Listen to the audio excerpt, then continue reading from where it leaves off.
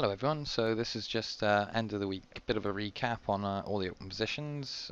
We've had a good week, all these free trade alerts, the subscribers get access to. We're actually, we haven't booked some of these profits, but if we were to close all our trades, if we close them at the close today, we would have made 3% on the week, so that's a very good week. We never risk more than 1% on a trade. So things are looking good. As I said in the article, it's this is a bull market. You can't be fighting this market really. Regardless of what the news has been, it just hasn't really wanted to fall. So we just got to keep buying it. Anyway, let's get to our list. So first of all, BT, as you can see, we're trading the stop up now. We already took half the position, so we made half a percent there. If we were to close the trade now, we're up another 1.3%, so 1.8% gain as it currently stands. Next up, we've got sugar. Again, we're big gap up today. We got long down in here. It's around about 63. So again, we're 1.6% up on that trade at the moment. The livestock, not doing as well, but we're still making profit on the trade, about 0.4%. Our Kingfisher trade, we banked 0.5% at our first profit target. We missed our second profit target by about, I think it was just three pence or so, in fact.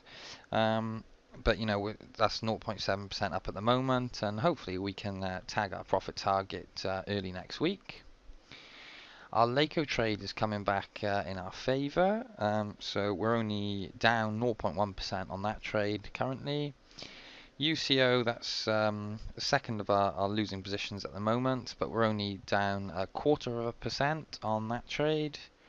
Ted Baker, we entered yesterday, pretty much breaking even on that trade. Transglobe Energy, so again we're making new highs, so our stop is being trailed. 88 cents behind each new high. So there we are, this is our new stop. So we're guaranteed a profit now in that trade unless we gap down, so just keep an eye, make sure there's no earnings releases. I'll have a look at that over the weekend. But again, if we were to close that trade, that's currently at 1.8%. And when I say these percentages, they're in relation to our entire trading account. The UGA, so that's the gas fund, up 0.4%. And obviously we were stopped out of our Valspar trade here. So just as well we took our stop loss, because that's almost, it's almost gone double the risk we initially had now. We would have been caught massively offside if we hadn't taken our stop loss, so we lost the full percent on that trade. So anyway, the net result is, if, as I said, this is only if I was to bank all those profits at the end of today, which obviously I haven't. This is a bull market. We're going to keep hold of these positions. We're going to keep monitoring them, moving our stop losses. But it's a great week. Everything's pretty much moving in our favour, so fingers crossed it stays that way next week. But I'll actually probably be looking to add a couple of stocks next week. The biotechnology sector, I said at the beginning of this week that biotech had come off quite strongly, in fact, but this week again we've bounced. So if I just bring it up very quickly. Biotech, where are you?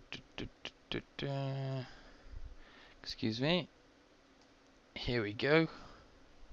So as you can see at the beginning of the week, we had that strong fall last week, but we've turned back up again. So I'll probably be looking to add a biotech stock to that, because if you remember, a week ago we had a position in Q-Core. And here it is. We hit both our profit targets, so we were out of that trade. But as you can see, there was more strength to the upside Pity we didn't have a trailing stop really on this particular trade, but there you go. Can't complain with the 1.5 times your risk winner. But there we are. So I'll do another video on Monday, and hopefully we can find a biotechnology stock to get involved with again. Have a great weekend, and I'll speak to you on Monday. Take care.